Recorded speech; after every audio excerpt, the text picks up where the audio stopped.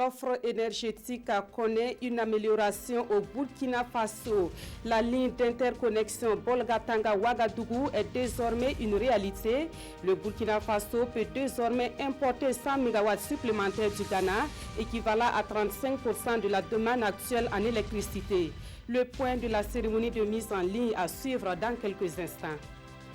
Nous sommes le 5 octobre, journée mondiale des enseignants. Les enseignants du Burkina Faso l'ont commémoré à travers une marche pour interpeller le gouvernement sur la nécessité de respecter les accords signés avec les syndicats de l'éducation.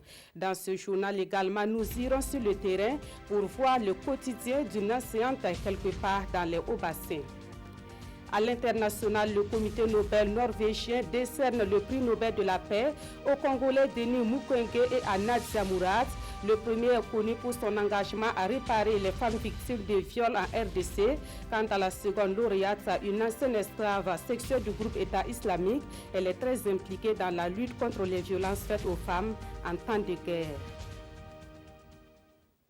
Mesdames, Messieurs, bonsoir. Cela dit, c'est l'une des principales réponses au déficit énergétique que connaît le Burkina Faso. L'interconnexion électrique Bolgatanga-Ouagadougou est désormais fonctionnelle. Cet après-midi, le président du Faso et son homologue du Ghana ont procédé à la mise en ligne de cet important projet réalisé à plus de 55 milliards de francs CFA. Voyons cela avec Issa Ouedraogo et Olopoda. C'est effectif. L'interconnexion électrique Bolgatanga-Ouagadougou, longtemps attendue par les populations burkinabées pour renforcer les capacités de la nationale de l'électricité, est désormais une réalité. Burkinabés et Ghanéens mutualisent leurs ressources pour faire face au déficit énergétique. Et cette ligne mise en service ce jour par les deux chefs d'État permettra d'accroître l'offre de l'électricité au Burkina, qui pourra ainsi importer du Ghana 100 MW, ce qui représente presque un tiers de la capacité de production installée dans notre pays. Cette année, vous avez vu les difficultés que nous avons eues. Nous avions un déficit de pratiquement de 100 MW. Et vous savez, avec la population qui augmente et les besoins aussi qui augmentent, aujourd'hui le déficit il est pratiquement à près de 200 MW. Donc il faut nécessairement rapidement que nous puissions augmenter donc, la capacité en matière de production. Et en matière donc, de production d'énergie, le Ghana a un excès en matière de production. Et l'un dans l'autre, comme je le disais, il faut diversifier l'accès à l'énergie. Il faut compter sur les interconnexions, mais il faut compter sur ses propres forces aussi. D'un coût estimé à plus de 55 milliards de francs CFA, cette solidarité entre pays voisins a déjà permis à 25 villages, soit 3500 ménages, de bénéficier de l'électricité. Une coopération dynamique qui ambitionne mettre en place l'offre énergétique fiable et supportable par les consommateurs. The show of friendship by the two countries has been demonstrated by the two presidents. L'amitié entre les deux pays, symbolisée ici par la présence des deux présidents, indique clairement ce que nous pouvons faire, ce que nous devons faire.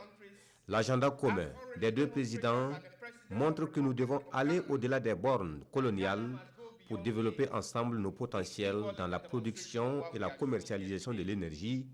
C'est ainsi que nous pouvons nous développer, car l'énergie est au cœur de tout développement. C'est donc un pas vers l'intégration sous-régionale qui s'exprime ici.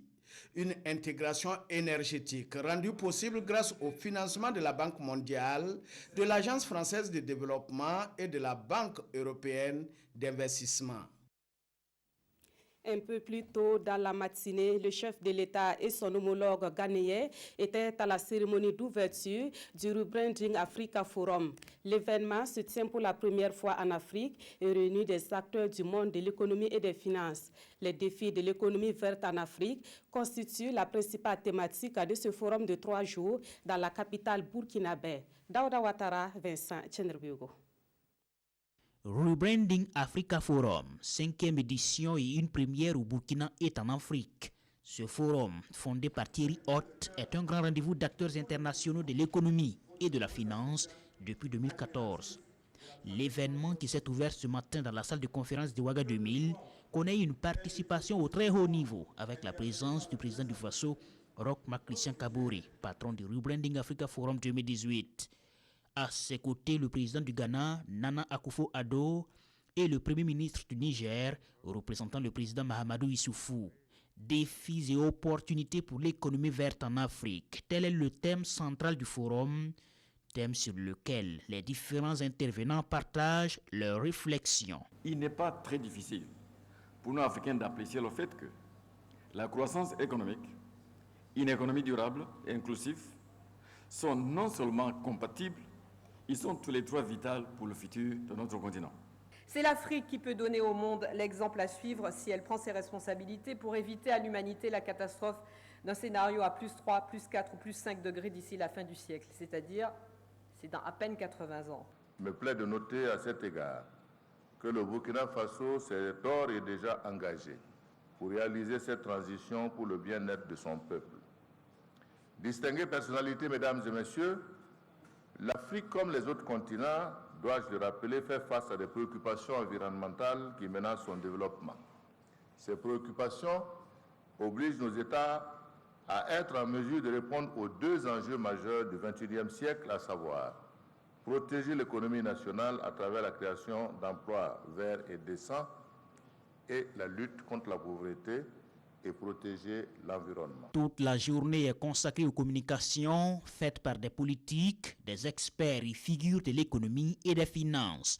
Samedi, c'est la journée des rencontres d'affaires B2B, le Networking Business Day, avec une soirée gala au cours de laquelle des prix seront décernés à certains acteurs. En attendant, le Governance Leadership Africa Rebranding Award va au président ghanéen Nana Akufo-Addo. Autre point de l'actualité, nous sommes le 5 octobre et c'est la journée mondiale des enseignants. Les enseignants du Burkina Faso ont commémoré cette journée dans la rue, répondant ainsi à l'appel de leur syndicat. Ici, à Ouagadougou, les enseignants ont marché pour appeler au gouvernement de mettre en œuvre le protocole d'accord signé donc avec les syndicats de l'éducation. Le reportage de Tanga Kafando. Il commémore la journée mondiale des enseignants dans la rue. Répondant à l'appel des syndicats, ces enseignants réclament la mise en œuvre du protocole d'accord signé en janvier dernier avec le gouvernement.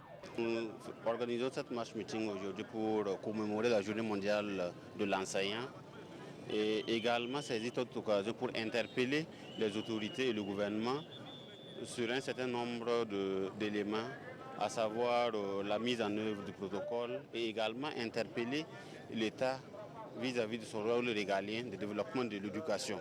Il se trouve que jusqu'à présent, il y a un certain nombre d'enfants, une forte proportion d'enfants qui n'arrivent pas à aller à l'école parce que l'accès pose problème. Des doléances bien reçues par les responsables des départements en charge de la question. Je voudrais vous rassurer que le gouvernement effectivement est engagé dans le cadre donc, du protocole qui a été signé le 27 janvier 2018 à mettre en œuvre ce protocole, pas seulement pour satisfaire une corporation donnée, mais surtout parce que le gouvernement est convaincu que la mise en œuvre de ce protocole d'accord va favoriser un système éducatif équitable, accessible et de qualité dans notre pays. Il n'y a pas de pays dans ce monde-là qui s'est développé sans système éducatif de qualité. Il n'y en a pas. La Journée mondiale des enseignants a été instituée en 1994 par l'UNESCO et elle est marquée par diverses manifestations des acteurs de l'éducation dans le monde. Je vous amène à présent sur le terrain pour vivre le quotidien d'une enseignante. De la préparation à la dispensation des cours, les conditions sont difficiles pour cette enseignante d'une école primaire. Assita Barrow relève de la circonscription d'éducation de base de Tefora 1 dans la région des Hauts-Bassins. Nous la découvrons dans son univers de travail avec nos reporters Biludou Basongo et Karim Sissi. Il est 21h et Assita Barrow, directrice de l'école primaire publique Koumoussara A, s'apprête à s'acquitter de son obligation nocturne. À l'aide d'une lampe torche, elle prépare soigneusement les cours qu'elle doit dispenser le lendemain aux élèves. Les insectes nous fatiguent beaucoup.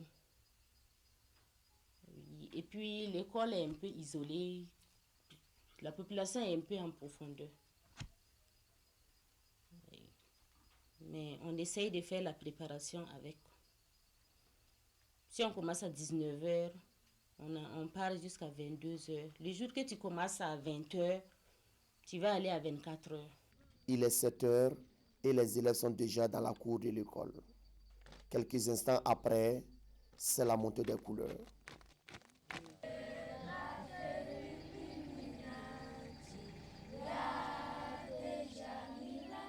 Une fois cet exercice terminé, les élèves se retrouvent en classe. Et c'est parti pour le tout premier cours de l'année. Créée en 2012, l'école primaire publique Koumousara A compte 2 classes. Pour cette année scolaire, seules les classes de CM1 et de CP1 sont ouvertes. Ici, les recrutements ne se font pas annuellement ni biannuellement compte tenu du nombre de classes disponibles. La directrice a trouvé un système unique à son école. Le recrutement, on ne peut pas dire biannuel. Je ne sais pas comment je vais qualifier ça. Il y a des enfants qui sont venus de 5 ans. Je ne peux pas recruter. J'ai recruté à partir de 6 ans, 6, 7 ans et 8 ans. Asita Barrow, tout comme son collègue Sinitié Thiodola, rencontre d'énormes difficultés dans l'exercice de leurs fonctions. Et quand il pleut, la pluie se prépare, il faut libérer les enfants. Au moment de la poussière, on a des difficultés pour travailler. Ces difficultés n'ont en aucun moment affecté le moral de Asita Barrow. L'année dernière, elle a obtenu un taux de succès de 85% avec la première promotion de l'école. Autre point de l'actualité, et nous revenons ici à Ouagadougou où la coalition pour la démocratie et la réconciliation nationale s'imprègne des activités entrant dans le cadre des élections de 2020. Hier jeudi, une délégation de la CODER a échangé avec le président de la commission électorale nationale indépendante. Et suite à ces échanges, la CODER dit être rassurée et encourage la CENI à aller de l'avant dans sa mission. Le point avec Nongba Kouda et Tanga Kafando. La séance a duré 3 heures. 3 heures pour le président de la commission électorale nationale indépendante, Newton Ahmed Bari, d'expliquer aux partis politiques membres de la CODER les activités de la CENI entrant dans le cadre des préparatifs des consultations électorales à venir. Le président de la CODER, le grand frère Ablassé Ouedraogo, nous a fait l'honneur de nous inviter pour nous écouter sur ce que nous avons entrepris au niveau de la CENI dans le cadre des échéances à venir. Et nous avons été vraiment très honorés de rencontrer l'ensemble des partis de la CODER. Et comme il l'a dit, évidemment, les échanges ont été très, très intéressants, fraternels et fructueux. Évidemment, nous avons pu donner toutes les informations qu'ils demandaient par rapport surtout à la question de la révision du fichier électoral et par rapport à, aujourd'hui, la question fondamentale de la plateforme. Nous avons reçu du président de la CENI et de son équipe des informations qui nous ont permis de comprendre ce qui est en cours à la CENI. C'est extraordinaire. Au jour d'aujourd'hui, tous les membres de la CODER qui ont participé à cette rencontre-là sont convaincus qu'avec l'évolution du temps, le Burkina Faso n'a pas le choix que de rentrer dans la mise en place de la plateforme technique qui allie l'utilisation des technologies modernes et puis, bien sûr, la continuation du recensement sur le terrain. Et même si la fronde médiatique de certains commissaires contre le président de la CENI n'a pas été à l'ordre du jour, le président du mois de la CODER, Ablassé Ouedraogo, a prêché l'entente et le dialogue pour permettre à l'institution de relever les grands défis électoraux qui se profilent à l'horizon. Ce chiffre à présent, plus de 632 milliards de francs CFA, c'est le montant global des opérations de l'Union européenne au Burkina Faso à la date du 31 août 2018. Ce chiffre a été communiqué à l'occasion de la deuxième revue du portefeuille des opérations de l'Union européenne au Burkina Faso.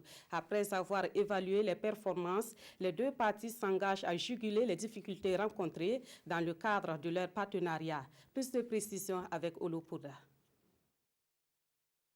C'est un dialogue permanent entre le gouvernement burkinabé et l'Union européenne pour une meilleure exécution des programmes de développement. Des programmes que l'Union européenne accompagne pour le bien-être des populations burkinabè.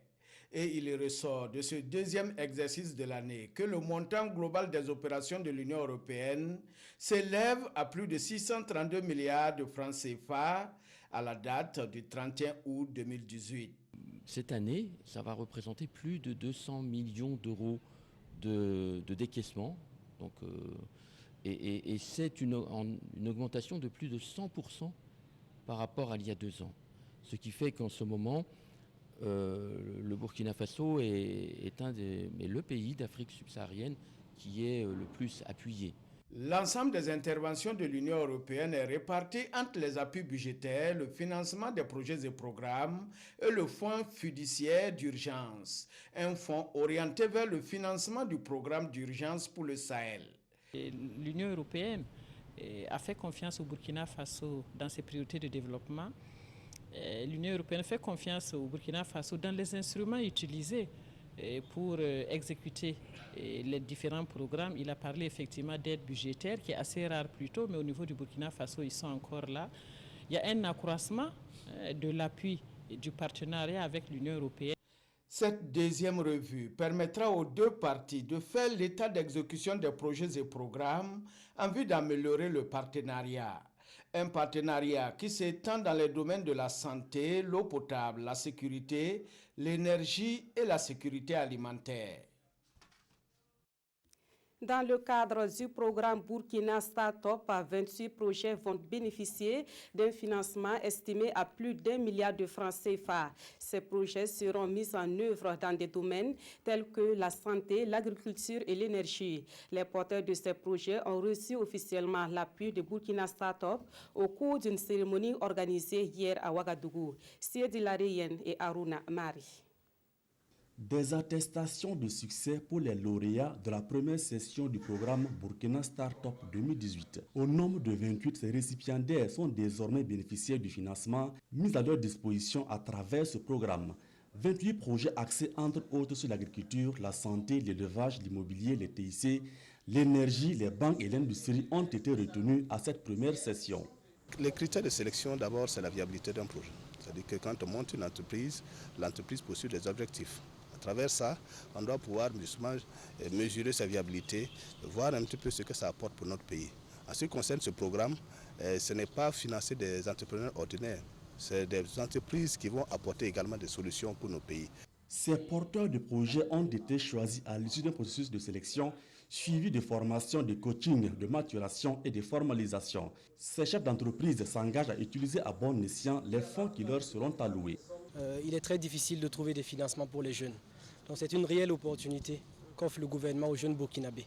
Habituellement, on a des idées, mais on se dit qu'il n'y a pas de financement. Maintenant, tout ce qu'on nous demande, c'est d'avoir de bonnes idées et de participer à un concours pour avoir le financement.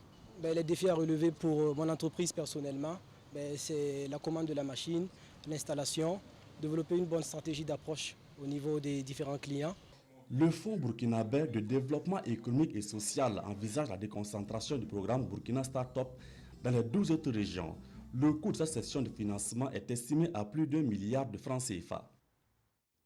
Autre point de l'actualité, et nous mettons le cap sur Tokyo au Japon qui accueille la rencontre ministérielle préparatoire de la TICAD 2019. Mais on apprend ce soir que les choses prennent une autre tournure avec cette guerre entre le Maroc et la République arabe sahraoui. Conséquence à la réunion des experts censée se tenir ce vendredi n'a pas eu lieu. Des partenaires qui ne parlent pas le même langage. On essaie de comprendre les enjeux avec notre envoyé spécial à Tokyo, Draman Dadia. L'Afrique et le Japon dans une dynamique de développement depuis 1993 à travers la TICAD.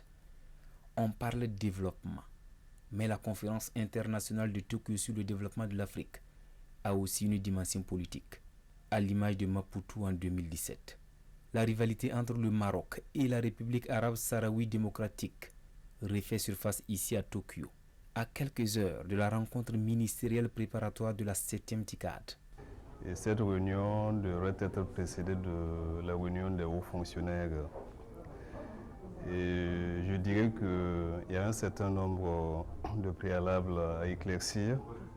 Au niveau de l'Union africaine, on est plus ou moins habitués à des situations de ce genre, mais on espère que d'ici là, les concertations, les compromis pourront permettre la tenue de cette réunion des hauts fonctionnaires. Les experts se tournent les pouces, un malaise, au moment où Alpha Bari et ses pairs foulent le sol japonais. À travers des échanges en plénière, ils vont 2 jours durant apprécier le niveau de mise en œuvre des recommandations de la TICAD 6 tenue à Nairobi au Kenya et fixer de nouvelles ambitions pour la prochaine édition, la TICAD 7, prévue fin août 2019.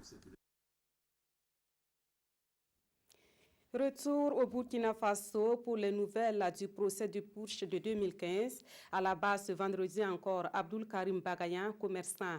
À sa suite, c'est un autre civil, Faisal Nanema, qui est passé à la barre aujourd'hui au tribunal militaire de Ouagadougou. Le point de l'audience dans ce compte rendu de Dramana Guéni.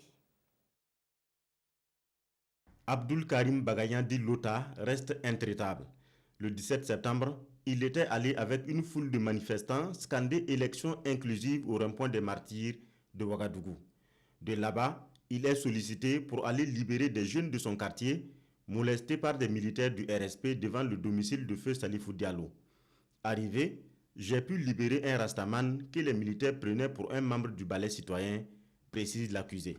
Mais le parquet militaire soutient que Lota est allé à la tête d'un groupe de jeunes munis de cocktails Molotov pour brûler la cour. Face à une résistance, ils ont fait un repli tactique pour revenir le lendemain du 8 septembre avec l'appui d'autres soldats du RSP. Là, la cour a eu moins de chance. Le domicile a été incendié et des biens emportés. Le parquet cite beaucoup de personnes qui ont témoigné à charge contre l'accusé. Tous semblent l'avoir vu lors du saccage et qu'il serait même le leader des assaillants. Moi, je fais l'objet d'un acharnement. Les gens sont contre moi à cause de ma position politique et de mon franc-parler, réplique le membre du bureau politique national du CDP. Maître Latif Dabo, son avocat, reconnaît le sort qu'a connu le domicile, mais soutient que l'accusé était hors de Ouagadougou à cette date. Lota et son ami étaient allés à la frontière du Ghana pour des formalités douanières. Après la mission, ils ont passé la journée du 18 septembre à Manga. Monsieur le Président, je demande que les puces téléphoniques de Lota et de son ami soient expertisées afin qu'on nous précise leur position au moment de l'incendie de la cour, conclut Maître Dabo. Le 20 septembre, l'accusé footballeur se rend à l'hôtel Laïko pour soutenir son parti lors des négociations de sortie de crise. Cet épisode, je l'aborde avec beaucoup de peine, affirme Lota. Quand la délégation du président du MPP de l'époque, Roch-Marc Christian Kaboré, est arrivée, la foule s'est acharnée sur son agent de sécurité en la personne de Nicolas Kaboré. Sans chercher à comprendre, je lui ai aussi donné des coups. Pour cela, je lui demande pardon. S'excuse Abdul Karim Bagayan, dit Lota. Après Lota, c'est Faisal Nanema qui est appelé à la barre. Il est accusé de dégradation aggravée des biens et de recel d'objets frauduleux. Lui poursuit son interrogatoire le lundi prochain au tribunal militaire.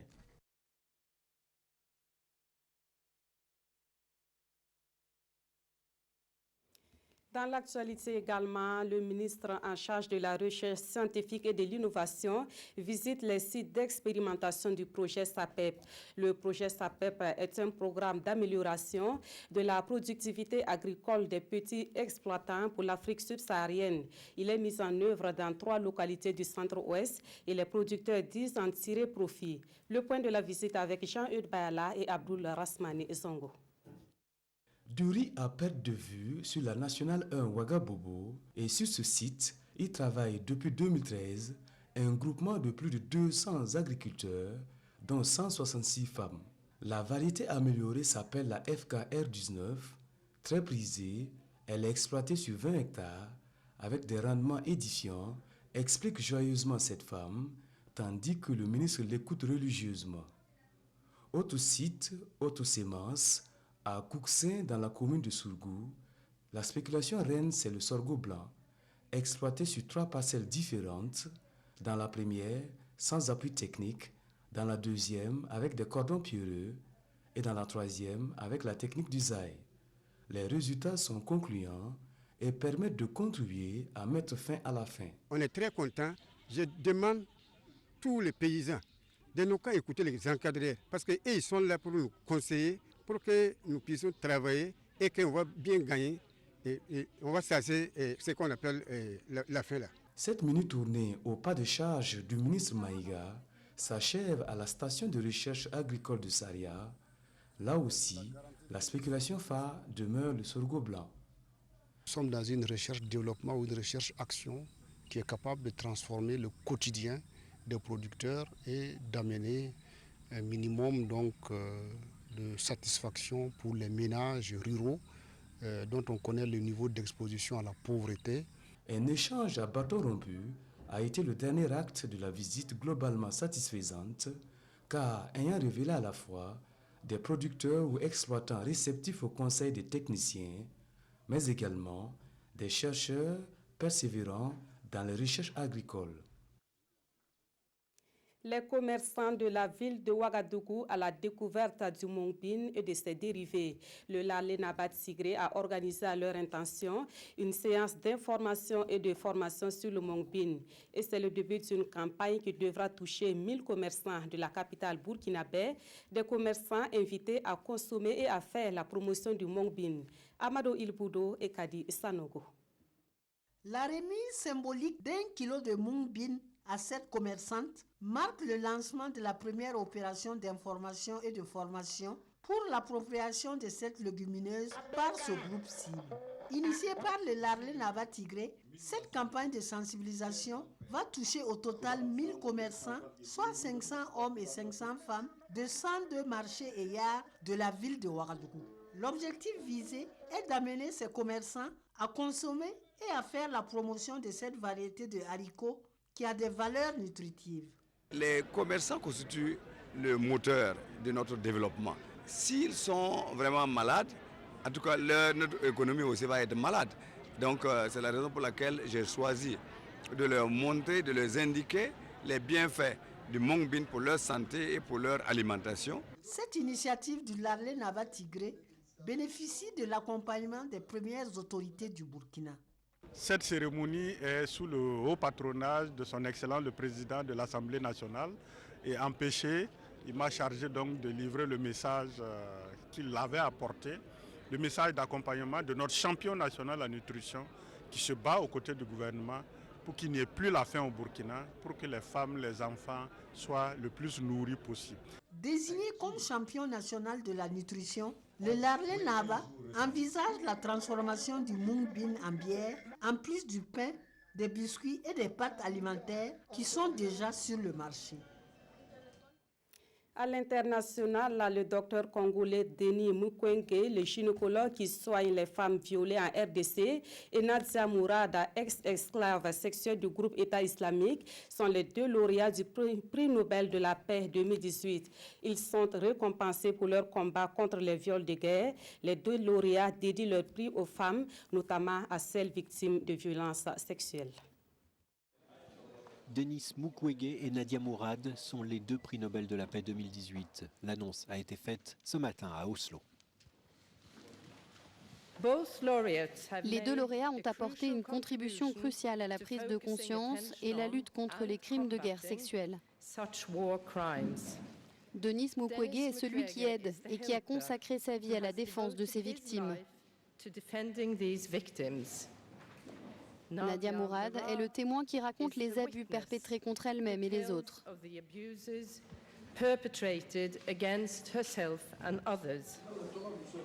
Denis Mukwege, surnommé l'homme qui répare les femmes, est ce médecin congolais qui soigne depuis les années 90 en RDC les femmes et enfants victimes de viols, agressions sexuelles et mutilations. Nadia Mourad, quant à elle, est une jeune irakienne issue de la minorité yazidi, persécutée par Daesh et devenue esclave sexuelle des terroristes. Depuis 2008, l'ONU considère que les violences sexuelles en temps de conflit peuvent constituer un crime de guerre ou un crime contre l'humanité. L'ancien international de football camerounais Samuel Eto'o soutient la candidature de Paul Biya à l'élection présidentielle. Le sujet est commenté par les quotidiens burkinabés de ce 5 octobre. Les journaux évoquent également les récentes attaques perpétrées au Burkina Faso. La revue de presse est avec Aimé Solange Guigma. Attentat à la mine dans la Commandiari, 7 militaires tués, 3 assaillants abattus, titre Sidoya. Également une autre attaque enregistrée dans la région du Nord sur l'axe Koufadi-Inata dans le Soum faisant un mort dans le rang de la gendarmerie et un blessé grave, signale aujourd'hui au Faso, qui se demande par ailleurs à quand la fin de ce long chemin de croix va savoir. À l'international, au Cameroun, le soutien de Samuel Eto'o à Paul Biya fait polémique, indique Sidoya, qui précise que c'est au perron du palais présidentiel, au terme d'une audience, que Samuel Eto'o annonce qu'il votera pour le candidat président, un leader rassembleur. Pour l'observateur Palga, aider le RDPC à améliorer le score de son champion de président est un vilain tacle à l'opposition. Mais pour le pays, ce soutien affiché de l'ancien goléador du 11 national, si ce n'est une insulte à l'avenir, cela y ressemble fort bien. En tout état de cause, insiste ce journal, Eto'o devait se rappeler le sort de Mesut Özil, cet international allemand contraint de renoncer au maillot de la Mannschaft parce qu'une grande partie de l'opinion publique ne lui pardonnait pas de s'être affiché aux côtés d'un dictateur de la trame de Recep Tayyip Erdogan. Si le soutien de Eto'o est un acquis pour Paul Biya, celui des anglophones l'est moins. Mais ça fait quoi à Biya si les anglophones ne votent pas, se demande bien aujourd'hui au Faso. Avec ou sans le vote de ces sécessionnistes de l'Ambazonie, l'identité du prochain président du Cameroun ne changera pas.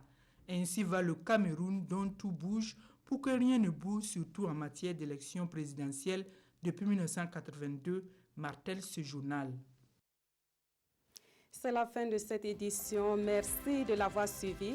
À suivre à 21h, le magazine des sports dans une présentation de Jérôme Tsendrebego et la dernière édition du journal à 22h30 avec Ruth Bini Ouattara. Merci de votre fidélité à la RTV.